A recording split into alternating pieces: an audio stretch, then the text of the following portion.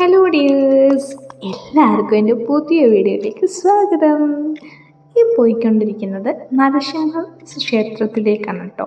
ബീദറിലാണ് ഞാനുള്ളതെന്ന് പറയണ്ടല്ലോ. ഈ ക്ഷേത്രം ജല നരസിംഹ സ്വാമി ക്ഷേത്രം എന്നാണ് കേട്ടോ അറിയപ്പെടുന്നത്. കർണാടകയിലെ ഏറ്റവും വ്യത്യസ്തമായ ക്ഷേത്രങ്ങളിലൊന്നാണ് ഇത്.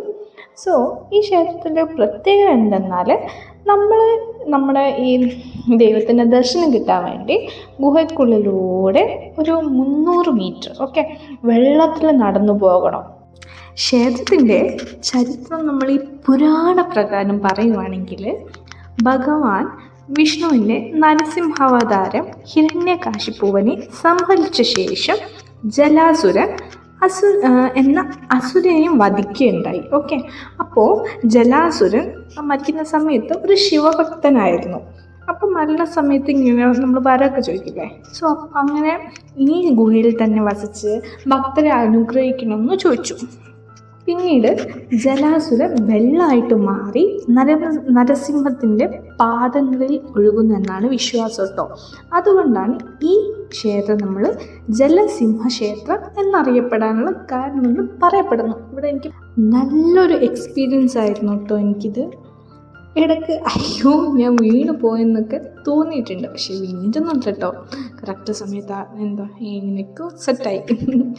അങ്ങനെ ദർശനമൊക്കെ കഴിഞ്ഞ് പുറത്തെത്തി.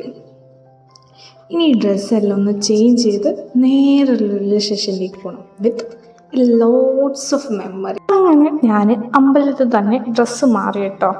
ആക്ച്വലി അമ്പലത്തിൽ തന്നെ ഡ്രസ്സ് ചേഞ്ച് ചെയ്യാനുള്ള സ്പേസൊക്കെ ഉണ്ട്. പിന്നെ നമ്മൾ ഓർമ്മിക്കേണ്ട ഒരു കാര്യം എന്താണെന്ന് വെച്ചാൽ, അമ്പലത്തിൽ വരുമ്പോൾ നമ്മളൊരു സെറ്റ് ഡ്രസ്സ് കൊണ്ടുവരണം.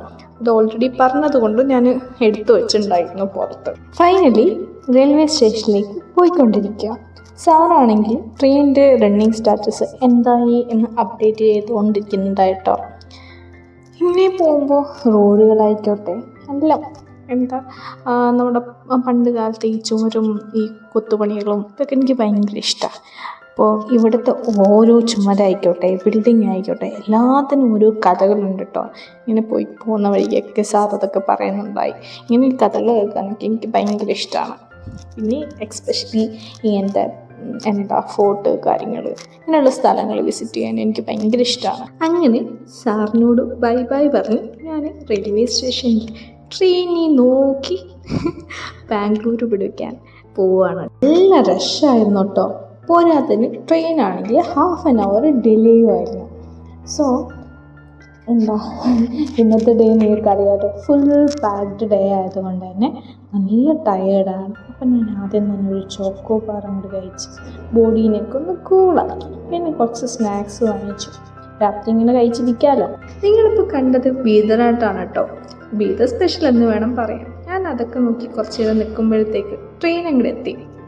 അങ്ങനെ പറയുവാണെങ്കിൽ എൻ്റെ കംഫർട്ടബിൾ പ്ലേസ് സൈഡിലോവർ. അങ്ങനെ അവിടെ ഓരോന്നും കഴിച്ചും കുറിച്ചും ഞാൻ അങ്ങ് ഇരുന്നു. എപ്പോഴും എന്നോടങ്ങ് ഉറങ്ങിയും പോയി. അപ്പോൾ വീഡിയോ ഇത്രയേ ഉള്ളൂ കേട്ടോ.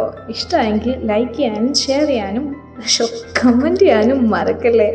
So bye guys, love you.